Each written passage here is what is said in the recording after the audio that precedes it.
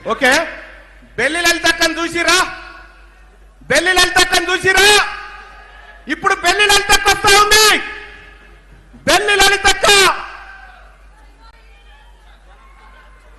మీ అందరినీ ఈ సభలో చూస్తుంటే కడుపు నిండిపోతుంది.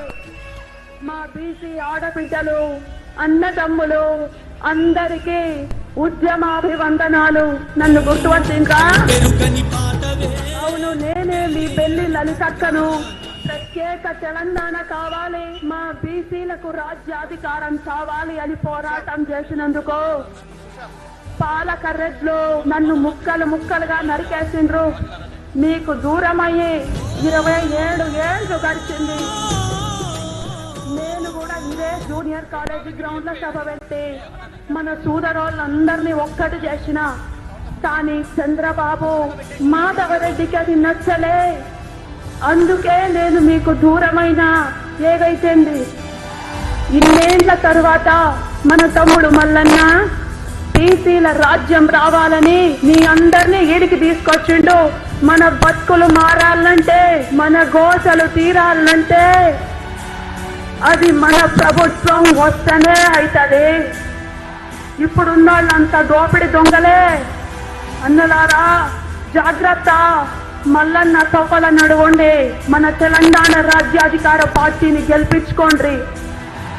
మల్లన్నకు నా దీవెనార్తులు. ఇక ఉంటా. జై బీసీ. ఇదే బెల్లి లలితక్క బీసీలకు అధికారం కావాలి అని కొట్లాడినందుకు ఇదే భువనగిరిలో 17 ముక్కలుగా నరికిన సంగతి మీ అందరికి తెలుసు కదా. ఈ బిడ్డనే బీసీలకు అధికారం రావాలన్నందుకు రెడ్లు చంద్రబాబు నాయుడు కలిసినటువంటి ఆటలో 17 ముక్కలైపోయిన బిడ్డ బెల్లి లలితమ్మ. సాంబశివుడు, కోనపురి సాంబశివుడు, కోనపురి సాంబశివుడు ప్రజల కోసం నా విప్లవ జీవితం మొదలుపెట్టింది ఈ భువనగిరి గడ్డ నుంచే.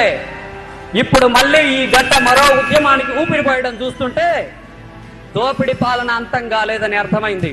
ఆనాడు ఈ దొరలను తరమడానికి సాంబశివుడిగా మారి అడవి బాట పట్టిన నాడు తెలంగాణ కోసం బయటకొచ్చి పోరాడుతుంటే ఈ పక్క పొంటి ఉన్న ఒలిగొండ మండలంలో నన్ను అంతం చేసింది యాదికున్న దరసీనన్న. ఆయాళ్ళ నాతోనే ఉండవుగా నేను కోరుకున్న తెలంగాణ ఏర్పాటు చేయడం కోసం మరో ఉద్యమం ప్రారంభమైందని అర్థమైంది. ఈ పోరాటంలో పీసీ బిడ్డలందరూ పాల్గొనాలి, రాజ్యాధికారం సాధించుకోవాలి. జై బీసీ, జై తెలంగాణ. కోనపురి సాంబశివుడు, మన మారోజు వీరన్న, అందుకోర గుతు పందుకో ఈ దొంగల దరిమే తందుకు అని కుల సంఘాలన్నింటినీ ఒక్కటి చేసి అంబేద్కర్ ను, మావోయిజాన్ని ఒక్కటి చేసిన బిడ్డ మారోజు వీరన్న ఒక్కసారి వచ్చి మీకోసం మాట్లాడుతూ ఉంటాడు. ఒక్కసారి మారోజు వీరన్న ఏం మాట్లాడుతుండో వినండి. పీడిత బతుకుల విముక్తి కోసం అడ్వి బాట పట్టిన ప్రత్యేక తెలంగాణ రాష్ట్రం వస్తే మన బీసీల బతుకులు మారుతాయనుకున్నా, కానీ మీ అందరికి తెలుసు ఏం జరిగిందో. మా రోజు వీరన్న కొరకరాని కొయ్య ఇతడు బీసీల రాజ్యం కావాలి అంటాడు, గుత్పలందుకొమ్మంటాడని దొరలు కక్ష కట్టిండ్రు. సంపినోడు ఎవడో, నన్ను సంపించినోడు ఎవడో మీ అందరికీ తెలుసు. కానీ ఒక్క మాట చెప్తా, నేను మీ నగ్మ లేకున్నా నా ఆశయం మాత్రం ఉన్నది. దానికి నిదర్శనమే ఇవాళ మీరు ఇంతమంది ఒక్కదానికొచ్చి జై బీసీ అంటున్నది. తెలంగాణ రాష్ట్రం వస్తే అన్ని వస్తాయి అనుకున్నాం, గానీ భూములు రాలే, నీళ్లు రాలే, నిధులు రాలే. మళ్ళా గదే దొరలు, గదే రెడ్లు మోపయిండ్రు. ఇంకెంత కాలం చూసుకుంటా కూసుందాం. అందుకే తీన్మార్ మల్లన్న మంచి పని చేసిండ్రు, బీసీ లడాయి లేపిండు. ఇవాళ తెలంగాణ అంతటా పల్లె పల్లె కుత కుత ఉడుకుతున్నది బీసీ రాజ్యం కావాలి అని. జనజీవనంలోకి వచ్చిన మాజీ మావోయిస్టులు కూడా ఇవాళ మల్లన్న మీద నమ్మకంతోనే ఈ సభకు వచ్చిండ్రు. మరి మనోళ్ళంతా కూడా మన తమ్ముడు తీన్మార్ మల్లన్న ఎంత నడువుండ్రి తప్పక మన రాజ్యం తెస్తాడు. జై బీసీ, జై తెలంగాణ. రైట్. ఇదే వేదిక మీద నుంచి అమ్మా తెలంగాణమా ఆకలి కేకల గానమా అని మొట్టమొదటిసారిగా ఇదే భువనగిరి జూనియర్ కళాశాల మైదానంలో ఆలపించినటువంటి గద్దరన్న మీ గురించి మాట్లాడుతా అంటున్న ఒక్కటే నిమిషం వినండి. ఈ భువనగిరి సభల మళ్ళా నా తెలంగాణ బిడ్డలను గెలుచుకోవడం చూస్తుంటే 1997లో జరిగిన పగాపడ్డ తెలంగాణ సభ యాదొస్తుంది. ఆనాడు మీ లెక్కనే ప్రజలు లక్షలాదిగా నా సభకు తరలొచ్చిండ్లు. ఆ సభలో మా తెలంగాణమా ఆకలికే తెలంగాణమా అట మొదటిసారి పాడిన తెలంగాణ ఏర్పడ్డాక కూడా ప్రజలు ఇంకా పోరాటాలు చేస్తూనే ఉన్నారు. ఈ పోరాటాలు ఆగాలంటే మనకు రాజ్యాధికారం రావాలే. దొరల నుండి మన తెలంగాణను కుత్తి గుంజుకుందాం, మన రాజ్యాన్ని మనమే ఏలుకుందాం. జై తెలంగాణ, జై సామాజిక తెలంగాణ. అలాగే మన చాకలి ఐలమ్మ ఒక్క నిమిషం మాట్లాడుతుంది మన గురించి. తెలంగాణ బిడ్డలకు విప్లవాది వందనాలు. నేను పండించిన భూమిని దొరలు ఎత్తుకుపోవాలని చూస్తే గుతుప అందుకొని ధైర్యంగా వాళ్ళకి ఎదురు తిరిగి నా భూమిని నేను సాధించుకున్నా. ఇప్పుడు గదే దొరలు మన రాజ్యాన్ని ఆక్రమించిళ్ళు. మీరు కూడా నాలాగా తిరగబడాలి. గుతుపలు అందుకొని వాళ్లను తరిమి కొట్టి మనం రాజ్యాధికారం సాధించాలి. మనం తిరగబడకపోతే మన బతుకులు మారవు. మన కోసం మల్లన్న అడిగేసిండు. దొరల పెత్తనం ఇంకెన్నెండ్లని అడుగుతాండు. మాకు రాజ్యాధికారం కావాలే అంటాండు. చాకలి ఐలమ్మగా చెప్తున్నా, మనం మల్లన్నతో నడవాలే. జై బీసీ, జై తెలంగాణ. ఇప్పుడు మన పద్మశాలి ముద్దు బిడ్డ కొండా లక్ష్మణ్ బాపూజీ 30 సెకండ్లు మాట్లాడతారు మన కోసం. ఇయాల ఈ సభను చూస్తుంటే నాకు ఎక్కడ లేని సంబరం కలుగుతాంది. బీసీలంతా ఒక్కటై హక్కుల కోసం తలెత్తి నిలబడే ఈ తెలంగాణ కోసమే నేను కలలుగన.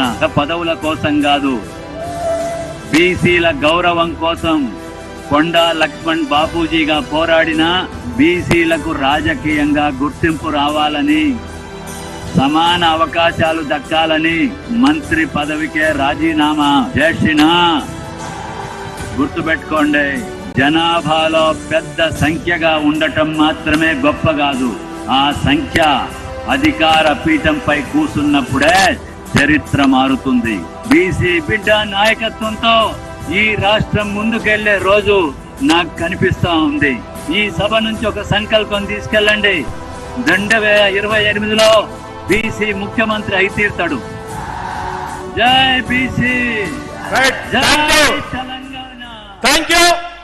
ఇక ఎవరికైతే భూములు కావాలనుకుంటారో, ఎవరికైతే ఎకరం 2 ఎకరాల భూములు కావాలనుకుంటారో, ఎట్లొస్తారో మీకు భూమి నేను చూపించబోతా ఉన్నా. ఇప్పుడు భూములు కావాలా భూములు?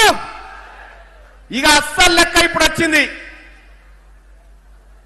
1948లో నిజాం పరిపాలించిండు మన తెలంగాణ రాష్ట్రాన్ని, హైదరాబాద్ స్టేట్ ని. సెప్టెంబర్ 17 దాకా నిజాం వెళ్ళిపోయేటప్పుడు కాగితం రాసిపోయిండు. మీకు ఎరికేనా ఇది? ఒక కాగితం రాసిపోయిండు నిజాం పోయేటప్పుడు. ఆ కాగితం దాచిపెట్టి ఆ కాగితం ఇలా తీసుకొచ్చినాం. ఏంటంటే నిజాం పోతూ పోతూ ఏమన్నాడు ఎరికేనా? ఈ తెలంగాణలో ఉన్నటువంటి భూమి అంతా ఈ పేదల పేరు మీద రాసిపోయిండు నిజాం. ఇగో ఇదే అది, ఆ స్క్రీన్ల మీద ఉంటా చూసుకోరి. నిజాం పోతూ తెలంగాణ రాష్ట్రంలో ఉన్నటువంటి భూములన్నింటినీ ఈ బీసీల పేరు మీద, ఈ ఎస్సీల పేరు మీద, ఎస్టీల పేరు మీద రాసిపోయిండు. కానీ ఈ భూములు మనకు వచ్చినాయా? రాలే కదా. ఎందుకు రాలేదో తెలుసా? ఎందుకు రాలేదంటే కొండా వెంకట రంగారెడ్డి అనేటువంటి ఇప్పుడున్న చేవెళ్ల ఎంపీ వాళ్ళ తాత కొండా వెంకట రంగారెడ్డి ఆ కాయిదాన్ని చింపేసి దాచిపెట్టిండు. ఆ కాయిదాన్ని దాచిపెట్టిండు. మనకు రావాల్సిన భూ కాయిదాలను చింపేసిండు కొండా వెంకట రంగారెడ్డి. ఆయన రెవెన్యూ మంత్రిగా బాధ్యతలు చేపట్టి 1955, 54, 56 రికార్డులలో మళ్ళా దొరల పేరు లెక్కించిండు కొండా వెంకట రంగారెడ్డి. ఎవరి భూములు మనై? నిన్న మొన్న చూసిరా? నిన్న పేపర్లో వచ్చింది, ఒక పేపర్లో. ఆ పేపర్ క్లిప్ ఒక్కసారి చూడి. పేపర్లో దొరల భూములు పేదోళ్ళకు పంచిర్రు. దొరల భూములు పేదోళ్ళకు పంచిన పేపర్ క్లిప్ ఒక్కసారి చూగో. దొరల భూములు రైతులకే, దొరల భూములు రైతులకే. నిన్న మొన్న పంచిరివి 1700 ఎకరాల భూములు పంచిర్రు. ఈ భూమి వాళ్ళకి ఎట్లొచ్చింది తెలుసా? రైతులకు వాళ్ళు ఈ కాగితం పట్టుకున్నారు. ఆ పాత కాగితం దొరకబట్టిరు కాబట్టి ఆ భూములు మళ్ళాలకు వచ్చినాయి. మరి ఈ భువనగిరిలో